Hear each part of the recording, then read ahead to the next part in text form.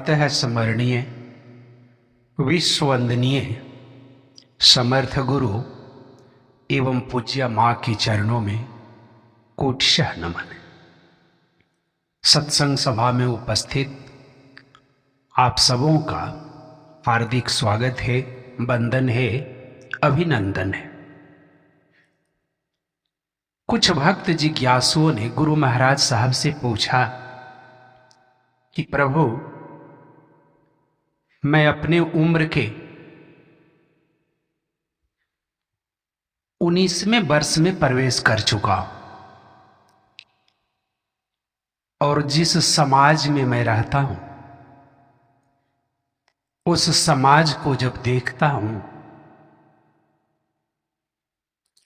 तो मेरे मन में बहुत सारे प्रश्न उठते हैं और प्रश्न उठने का कारण है कि हमारा पूरा समाज, पूरा परिवार किसी न किसी भगवान की पूजा करता है, चाहे वह राम हो अथवा कृष्ण हो अथवा शंकर हो अथवा देवी दुर्गा हो या काली हो। लेकिन जब पूजा करने वाले उन परिवारों को, समाज के व्यक्तियों को देखता हूं तो मेरा मन अंतर्द्वंद से भर जाता है कि इतना खर्च करके, इतना अपना बहुमूल्य समय दे करके लोग पूजा करते हैं, लेकिन पूजा के बाद जब उनके व्यवहारों और विचारों को देखते हैं तो मैं एकांत में बैठकर रोता हूं और लोगों से, परिवार के लोगों से पूछता हूं कि क्या यही पूजा है?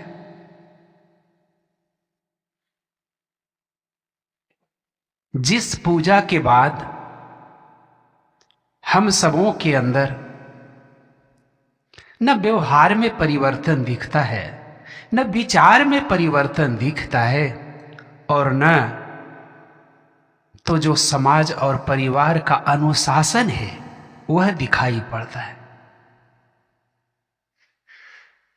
तो यह कैसा पूजा है, कैसी भक्ति है, कैसा पर्व है, कैसा त्योहार है?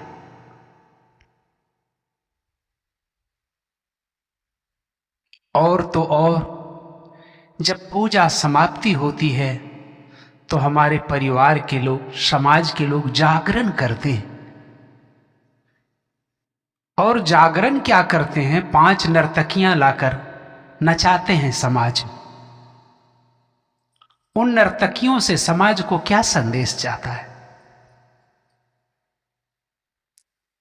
ऐसे प्रश्न को सुनकर हमारे परिवार और समाज के लोग गूंगा और बहरा बन जाते हैं, कुछ भी जवाब नहीं देते।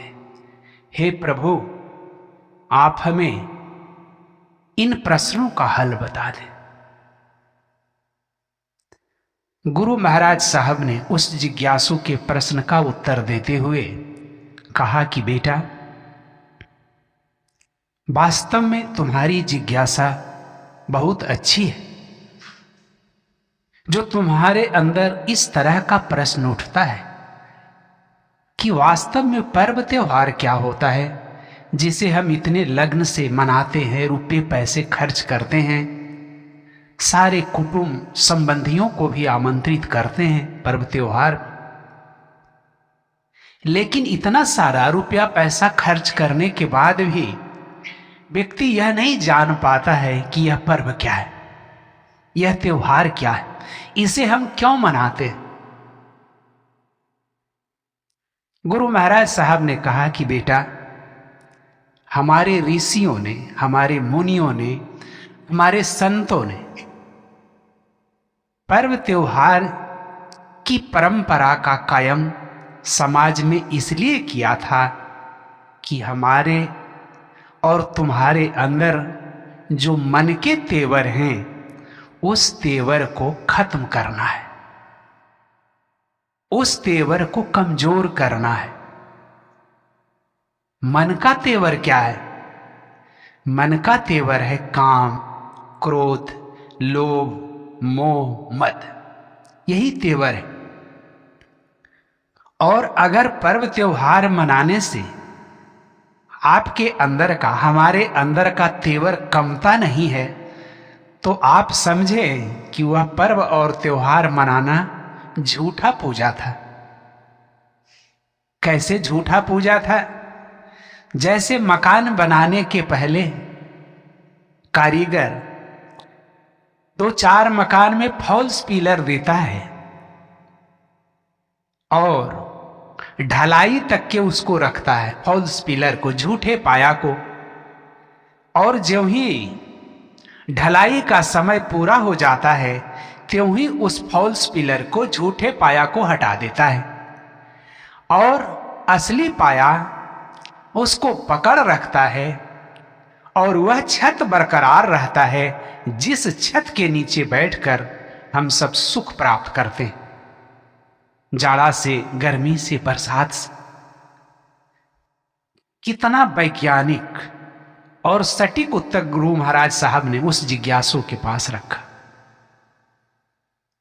कि यदि तुम पर्व और त्योहार मनाते हो और तुम्हारे अंदर का तेवर नहीं घटता है तो वह पर्व और त्योहार का मनाने का कोई उद्देश्य नहीं, कोई औचित्य नहीं। पर्व त्योहार का आयोजन हमारे ऋषियों ने इसीलिए किया था कि हम सब एक जगह मिलकर हंसी खुशी पूर्वक बैठकर और आपस में जो हमारी वैमनस्यता है, जो तकरार है, दिलों में जो मन मुटाव है, उस मन मुटाव को हटा दें और हटाकर आज हंसकर गले लग जाए। आज का दिन वही कहता है, कोई भी पर्व और त्योहार आपको यही बताता है कि आपस की जो वैमनस्यता है, ईर्ष्या है, राग है, द्वेष है, उसको हटा दीजिए। और आप देखेंगे कि ज्यों ही हमारे अंदर का यह तेवर घटता है त्यों ही हमारे विचारों का जो टेंशन है, जो तनाव है, वह घटने लगता है, शरीर हल्का होने लगता है। यह स्पष्ट दिखाई देता है। और यह स्पष्ट किसे दिखाई देता है? जो वास्तव में सच का पूजा करता है, झूठ का पूजा नहीं करता है। इसलिए एक समर्थ गुरु आपको कहता है कि यदि तुम मनुष्य जोनी में आए हो तो झूठ का पूजा छोड़कर सच की पूजा करो। अभी सारे पूरे हिंदुस्तान से लेकर विदेश तक भी जहां हमारे भाई लोग बसे हुए हैं, सब लोग नवरात्रा का पूजा में मग्न हैं। लेकिन किसी भी व्यक्ति से, डॉक्टर, इंजीनियर, प्रोफेसर, शिक्षक, किसी से भी आप जाकर पूछें कि आप नवरात्रा क्यों मनाते हैं, नवरात्रा क्या है, कोई भी व्यक्ति आपको सही उत्तर नहीं देगा। कोई भी व्यक्ति सही उत्तर नहीं देगा। उसका क्या कारण है? उसका एकमात्र कारण है कि उसके जीवन में कोई सही रास्ता बताने वाला गुरु नहीं है। और बिना गुरु के आपका धर्मशास्त्र भी इस भेद को खोलने में असमर्थ है, इस भेद को बताने में असमर्थ है। अगर वेद, शास्त्र, पुराण समर्थ होता तो फिर हम सबों को गुरु की खोज नहीं करनी पड़ती। और हम सब बिना गुरु की खोज किए, बिना गुरु को धारण किए हुए पांडित बघारते, सेखी बघारते और कहते हैं कि हम तो नवरात्रा करते हैं। और आप पूछें कि नवरात्रा का क्या अर्थ है तो नहीं जानते, पूजा का क्या अर्थ है तो नहीं जानते। कैसी पूजा आप करते, कैसा पर्व और त्योहार आप मनाते हैं जिसका आप स्वयं अर्थ नहीं जानते हैं, तो उसका मनाने का औचित्य क्या है? इसी के लिए मानव जीवन में एक समर्थ गुरु की आवश्यकता पड़ती है कि तुम्हारे जीवन में वास्तव ज्ञान का, जो विशुद्ध ज्ञान का बोध करा दे, वही सच्चा गुरु है। और ऐसे गुरु की ही खोज करनी चाहिए। ऐसे गुरु के सत्संगों में सारा समय निकाल कर जाना चाहिए। आपके पास कितना काम का बोझ हो ये मायने नहीं रखता है। सारे कामों के बोझ को हटाकर गुरु के सत्संग में आप जाकर बैठें और वहां पर उनके संदेशों को सुने, तो आपको स्पष्ट होगा कि यह पर्व त्योहार क्यों मनाते हैं। कितना सटीक उत्तर गुरु महाराज साहब ने दिया कि जो तुम्हारे अंदर सारे तेवर हैं, आक्रोश हैं, उन आक्रोशों को नीचे गिरा दे, घटा दे। इसीलिए हम त्योहार मनाते हैं। जो हमारे तेवर को हर ले वह त्योहार है। किसी ज्ञानी से आप जाकर पूछे, उसे पता नहीं कि त्योहार क्या है।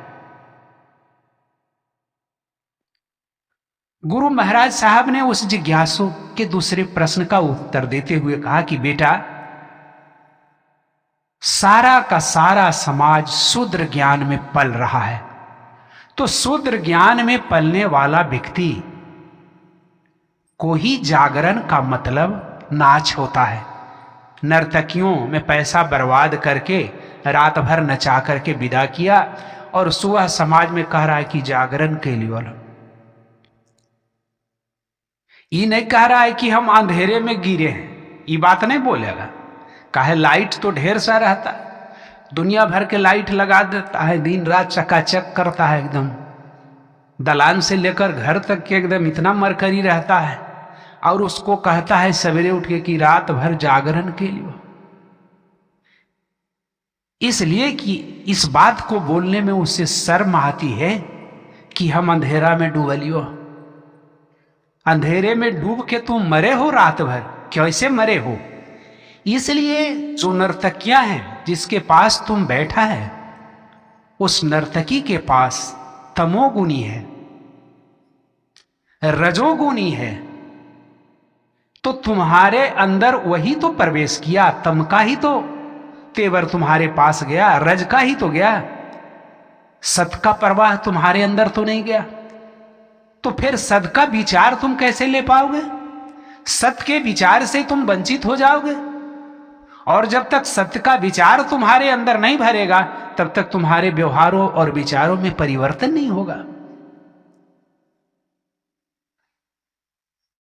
तो गुरु महाराज साहब ने गोस्वामी जी की पंक्ति को लाते हुए कहा, जानिए जब ही जीव जब जागा, जब सब विषय भोग विरागा। जागरण का मतलब बेटा तब समझो जब प्राणी के अंदर से विषय वासनाओं का, भोग विलास का अंत होने लगता है, उस दिन व्यक्ति के अंदर जागरण आता है। जागरण उसे कहते हैं, न कि जागरण यह है कि पूजा खत्म हुआ और तुम रात भर डांस करते रहो, कराते रहो और कहो कि हमने रात भर जागरण किया। तुम्हारा जागरण उसी दिन से शुरू होता है जिस दिन से तुम अपने जीवन में किसी समर्थ गुरु को पकड़कर उनके बताए हुए रास्ते पर चलने के लिए शुरू किया, तो तुम्हारे जीवन में जागरण शुरू हुआ। अब है कि तुम जितनी इसकी प्राथमिकता दोगे, जितनी इसकी प्रायोरिटी दोगे, उतना ही यह तीव्र गति से तुम्हें उन्नति के शिखर पर ले जाएगा। इसलिए जब बहु काल करिए सत्संगा, तब लगी हो ही मोह भभंगा। एक बार आप सत्संग में बैठे, बहुत अच्छा लगा, फिर दोबारे सत्संग हो रहा है, फिर आप कह रहे हैं हमारे पास समय नहीं। समय तो आपके पास पूरा है, लेकिन सत्संग के नाम पर आप बहानेबाजी करते हो। गुरु महाराज साहब कहते हैं कि घर के सारे कामों में ताला लगा दो, सारे कामों में। अगर कोई एसेंशियल वर्क है तो उसको भी टालो, और तुम देखो कि तुम्हारे उन कामों को समर्थ गुरु कैसे सही कर देता है। दुकानदार जब दुकानदारी करता है, उसको लगता है कि अगर हम दुकान बंद कर देंगे तो हमारा घर के खर्चा नहीं चलेगा। डॉक्टर जो डॉक्टरी करता है उसको लगता है कि अगर हम डिस्पेंसरी में ताला लगा दें तो मरीज अबे नहीं करेगा तो हमारा खर्चा कैसे चलेगा। और गृहस्थ धर्म का पालन करने वाला गृहस्थ भी सोचता है कि हमरे ऐसा गृहस्थ तो धरती पर कोई नहीं, हमारा तो सारा काम बिगड़ जाएगा, सत्संग में चले जाए। लेकिन आप सब कान खोल के सुन लीजिए कि जो व्यक्ति जिस कार्य से जुड़े हुए हैं उस कार्य को छोड़ के यदि आप गुरु के चरण में बैठते हैं तो आपका कुछ भी नहीं बिगड़ता है, बन जाता है। आपका बनने लगता है, बिगड़ने नहीं लगता है। तब तो साधक कहता है कि कुछ नहीं बिगड़ेगा तेरा गुरु शरण जाने के बाद, कुछ नहीं बिगड़ेगा तेरा गुरु शरण जाने के बाद। गुरु के शरण में जाने के बाद तुम्हें कुछ बनना ही बनना है, बिगड़ने का तो कोई सवाल नहीं। और गुरु इतना महान है, इतना महान है कि दोनों जहां बना देता है। जो आज कंगाल है, भिखारी है, उसको समर्थ गुरु माला माल कर देता है, माला माल कर देता है। जब से गुरु महाराज साहब से मैं जुड़ा हूं और इस बारीकी को देखता हूं तो किसी भी व्यक्ति को गुरु महाराज साहब ने कंगाल नहीं छोड़ा। लेकिन जिसने गुरु महाराज साहब के साथ बेअदबी किया है, सत्संग के साथ बेअदबी किया है, उसे गुरु महाराज साहब ने कुछ नहीं बिगाड़ा, लेकिन परमात्मा ने उसका बहुत कुछ बिगाड़ दिया है। ये जो बातें मैं आपसे कह रहा हूं, मैं अपनी बात नहीं कर रहा हूं, मेरा अपना कुछ अनुभव नहीं और न तो मैं इस दिशा में कुछ पढ़ा लिखा हूं। जो कुछ मैं कह रहा हूं वह गुरु की बात है और गुरु की चरणों की छांव में बैठने के बाद जो मुझे प्राप्त हुआ है वो बातें मैं आपसे शेयर कर रहा हूं कि अगर कोई गुरु और गुरु के सत्संग से बेअदबी करता है तो गुरु उसको कुछ नहीं करता है। इसलिए नहीं करता है कि गुरु कृपा का सागर है, दया का सागर है, करुणा का सागर है, लेकिन उसके अंदर में उसके साथ साथ चलने वाला परमात्मा को उसके साथ की हुई बेअदबी बर्दाश्त नहीं होती। इसका जीता जागता उदाहरण आप काग भुसुंडी जी को देखिए। जिन्होंने गुरु के आने पर उठकर प्रणाम नहीं किया था और उसके बावजूद भी गुरु ने कुछ नहीं किया, लेकिन शंकर भगवान ने उसे शाप दे दिया कि जाओ तुम अजगर की जोनी में पैदा ले लो। उस वक्त भी गुरु की करुणा तड़प रही थी, तड़प रही थी और मना किया शंकर जी को कि इसे अजगर होने से बचा, ऐसा ना करें। ठीक है, इसके अंदर का अहंकार प्रबल हो उठा और इसने उठकर गुरु का अभिवादन नहीं किया। तो इस जीवन के सारे रहस्यों को अगर कोई खोलता है तो वह समर्थ गुरु है। समर्थ गुरु के अलावे सारे वेद उपनिषद पुराण गूंगा बहरा है। इसीलिए कबीरदास जी को लिखना पड़ा कि पोथी पोथी पोथी पढ़ी पढ़ी जगबो राता, हाथ कछु नहीं आता रे। सारा संसार पढ़ने में व्यस्त है, लेकिन पढ़ने के बाद उसके हाथ में कुछ भी ज्ञान नहीं मिलता है। पोथी पढ़ी पढ़ी जगबो राता, हाथ कछु नहीं आता रे। ग्रंथन से मन ग्रंथि न छूटे, सदगुरु राह बताता रे। कोई भी धर्म ग्रंथ पढ़ने से मन का गांठ और कठोर हो जाता है और कड़ा हो जाता है। इतना कड़ा हो जाता है, इतना कड़ा हो जाता है कि फिर छेनी हथौड़ी से भी अगर अब चाहे कोई मिस्त्री की उसको तोड़ दे, काट दे तो नहीं कटता है। लेकिन एक गुरु अगर चाहे तो पलक झपकते उसको काट देता है, उस गांठ को खोल देता है। अब आप सोचे कि कितना महान। लेकिन गुरु से जुड़ करके भी हम लोग सही ढंग से नहीं जुड़ पाते हैं। इस संसार में गुरु से बड़ा आज तक कोई भगवान नहीं हुआ। ब्रह्मा विष्णु महेश जिसकी पूजा हम सब करते हैं, इन लोग का उसके सामने, गुरु के सामने कोई औकात नहीं। एक सच्चा साधक, एक सच्चा जिज्ञासु जो गुरु से जुड़ जाता है, वह किसी देवी देवता और भगवान की पूजा नहीं करता है और नहीं करना चाहिए। गलती से भी किसी देवी देवता और भगवान का पूजा नहीं करना चाहिए। यदि आपके अंदर में गुरु के चरणों के प्रति श्रद्धा है, तो गुरु का चरण ही आपके लिए ब्रह्मा विष्णु से आगे है। इसलिए गोस्वामी जी को लिखना पड़ा, श्री गुरु पद नख गनि मन ज्योति, श्री गुरु पद नख गनि मन ज्योति, सुमिरत दिव्य दृष्टि होती। गुरु के चरणों के नख से निकलने वाली अविरल ज्योति का जो व्यक्ति, जो साधक ध्यान करता है,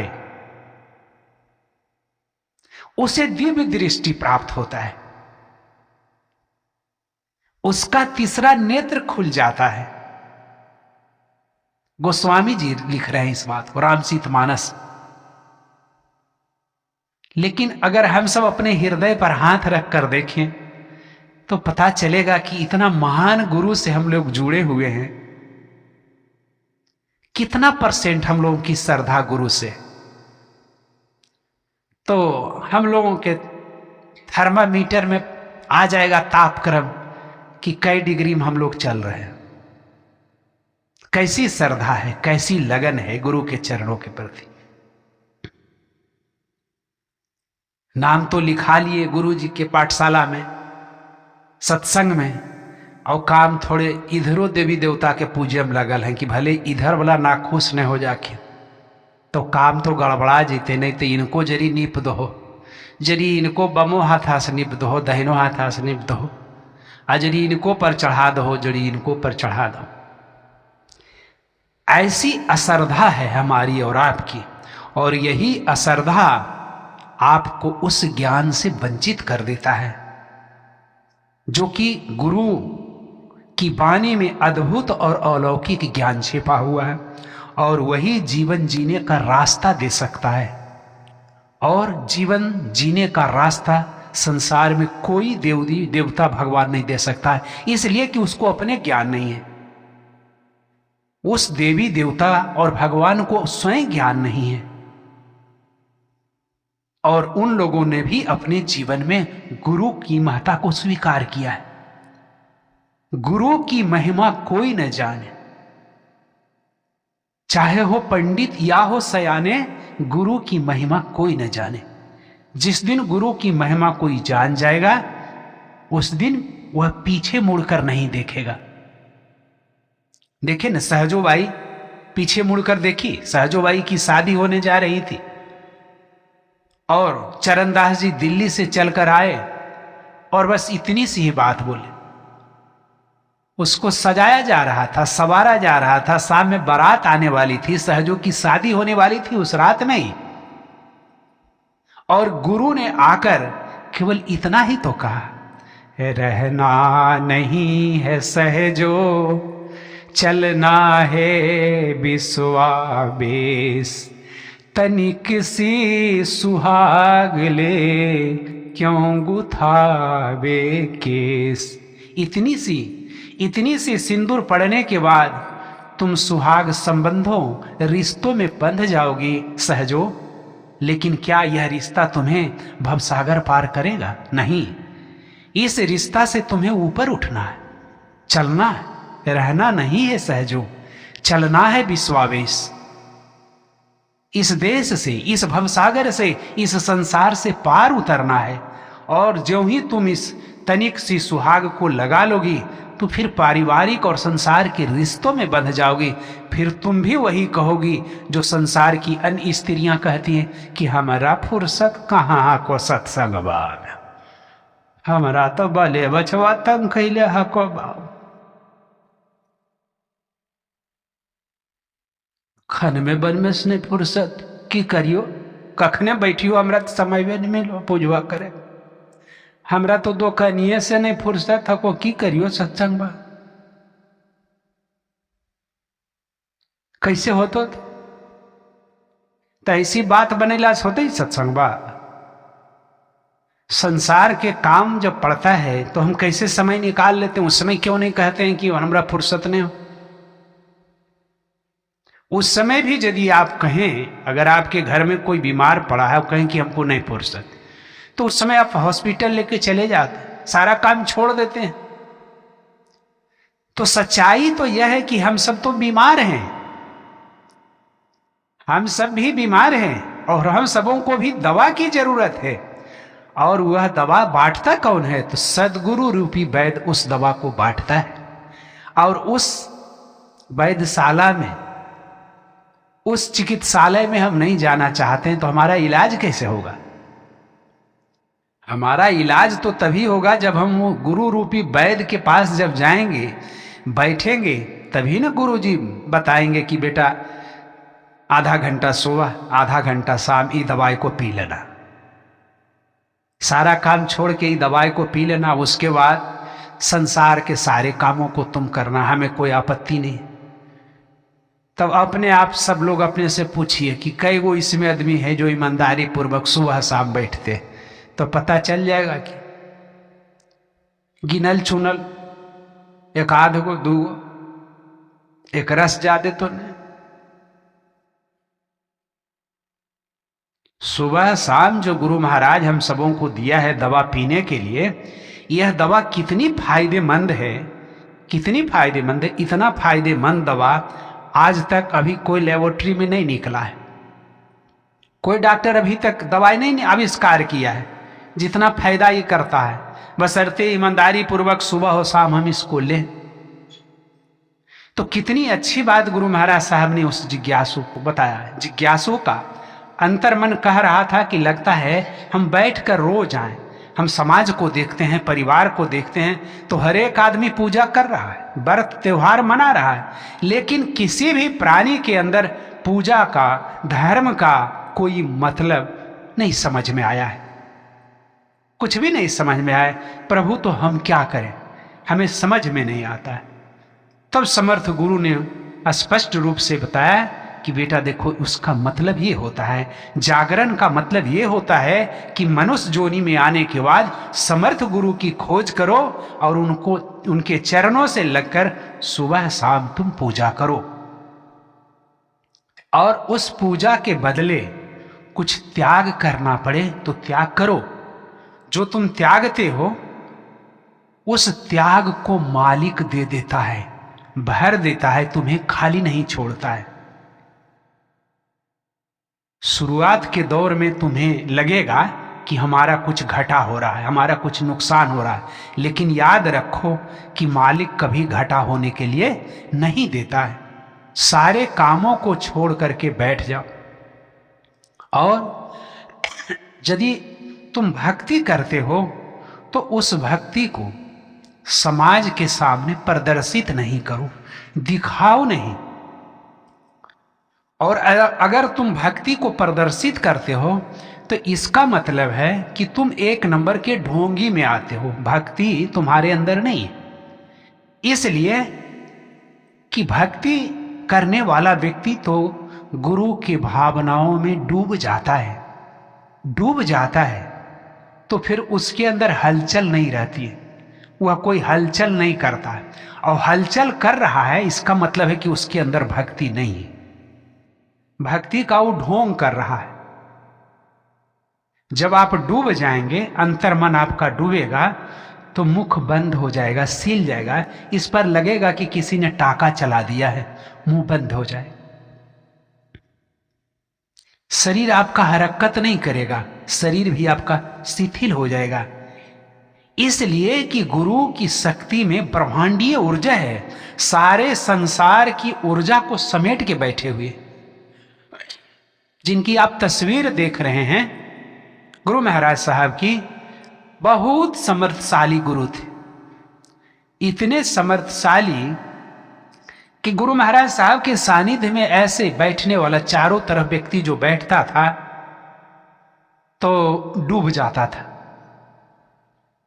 पहली बार जब मैं बैठा था गुरु महाराज साहब के सामने मथुरा में, तो ऐसा दृश्य कभी नहीं हुआ था, तो डूब गया। तो डूबने के बाद जब मैं निकला तो इतना आनंद था, इतना आनंद था। तो गुरु महाराज साहब से जब मैं पूछा कि गुरु जी, आज तक इतना आनंद कभी हमें भंडारे में नहीं मिला था, तो गुरु महाराज साहब ने कुछ नहीं कहा, लेकिन मुस्कुराते रह गए। फिर बाद में मैं जब इन सारी बातों को खोदने लगा, जानने की कोशिश करने लगा, तो मुझे स्पष्ट हो गया कि चूंकि बगल में गुरु महाराज साहब बैठे थे और उनके पास ब्रह्मांडीय ऊर्जा अविरल धार में बह रही थी, उस ऊर्जा से हम लोग प्रभावित हो रहे थे। इसलिए हम सब के अंदर का तेवर गायब हो गया था। देखते हैं ना कि जब हमारे और आपके अंदर का विचारों का जब निष्कासन होता है, निर्विचार हम होने लगते हैं, तो उस वक्त कैसा फील करते हैं, कितनी अच्छी अनुभूति होती है उस समय। और जब साधक और डूबने लगता है, डूब जाता है, उस समय उससे पूछिए कि तुम्हारा मन क्या करता है। जो डूबता है उससे पूछिए तो वह साधक कहेगा कि उस मालिक के चरणों में अश्रु के 2 बूंद गिराने के अलावा कुछ नहीं मन करता। कि हम लोग कितने कलुषित हैं विचारों से, विषय वासनाओं से कितने घिरे हुए हैं, और उसके बावजूद भी इस मालिक की कितनी बड़ी दया है कि अंक भर लिया, गोद ले लिया। कितनी बड़ी दया है। आइए अब हम सब भी गुरु महाराज साहब की बताई हुई विधि से थोड़ा हम सब भी अपना तेवर को नीचे कर लें, जागरण की ओर चले हम सब।